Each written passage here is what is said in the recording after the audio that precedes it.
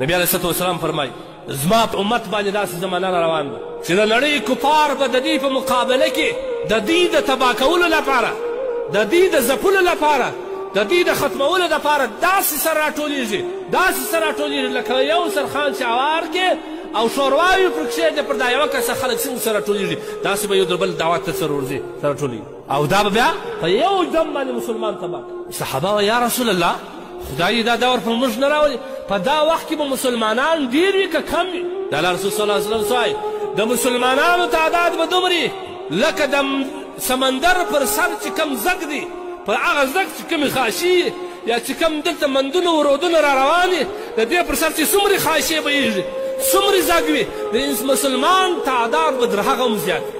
هو یا رسول الله نو بیا د الله رسول صلی الله علیه وسلم وایي په دې کې به دوه شان زیات سي، یو به د اولاد مینه وي، بل به د مال محبت وي.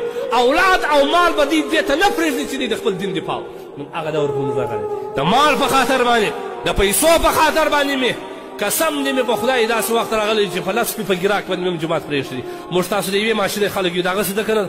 ولې تاسو د نبي تاریخ وګورئ، صحابه به په هغه مسکنت کې اور بل کړي، اوسپنه به یې ګرمه کړه، خالي به یو چټک غوښتي چې اوسپنه په خپل اندازه باندې کاټ کړي یا یې کږه کړي، لیکن کله چې به دا چټک پر پورته کړي الله اکبر بس هغه بیا هلته وغورځي ګرمه اوسپنه پر هغه ځای پرېښوده. دا مې نه وایي چې 15 منټه کال یې دا به وکړي ژر ژر به وکړي زه مازه ته ځم، نه نه په اذان باندې هلته پرېښوده.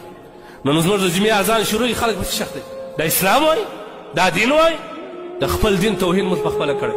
ګیله مه قسم په خدای که یا د ډنمارک نه ګیله وکړم چې زما د رسول کارټون جوړوي صلی الله علیه وسلم، یا د ناروي یا د بل ملک چې زما د رسول توهین کوي، ما په خپله دین ته کم عزت ورکړی، ما کم عزت ورکړی دین ته چې زه د بل اغیار نه ګیله وکړم. ټوله هفته موږ سردار دغه سوداو ته فارغ وي، تجارت ته فارغ وي. الله قرآن کې وایي اذا نودي للصلاة من يوم الجمعة فاسعوا الى ذکر الله. کله چې مؤذن اذان وکړي د جمعې په ورځ باندې پرېږده دکان دې بند کړه، خاورې وخوره نه به مړېږې په دې ورځ باندې، نه به الله پاک جل جلاله تا ته په دې ورځ باندې ډالر راوړي، پرېږده پر هغه ځای باندې دا کار پرېږده. فاسعوا الى ذکر الله.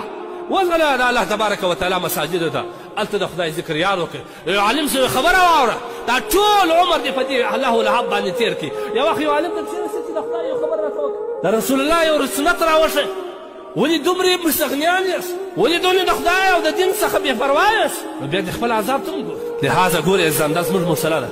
موږ اجتماعي فقهاو او خاص کار بیا زموږ دغه فقهي مجلس بیا د دې په تایید باندې دا مسله ایستلې ده. کله چې د جمعې اول اذان وسي بغیر د جمعې د تیاري څخه بل ټول کار حرام دی. ته دا بازار ته ورسې د خلک پسې شخ دی، ته په دا حکم نه دي خبر، دې ته علماو نه دي ویلي. نو د خپل دین قدر ولاکه ورسره، د خپل دین اهمیت نشته ورسره. نو تا د قرآن ته په سپکه وکتل که اغیاره وکتل. قرآن وایي فاسعوا الى ذکر الله. تا د پیسو د مال په خاطر باندې د الله حکم پر شا وغورځوي، دکان پکښې نشته. ته به وایي مولوي صاحب ولې سختې خبرې کوې؟ د زړه د درده درته وایه.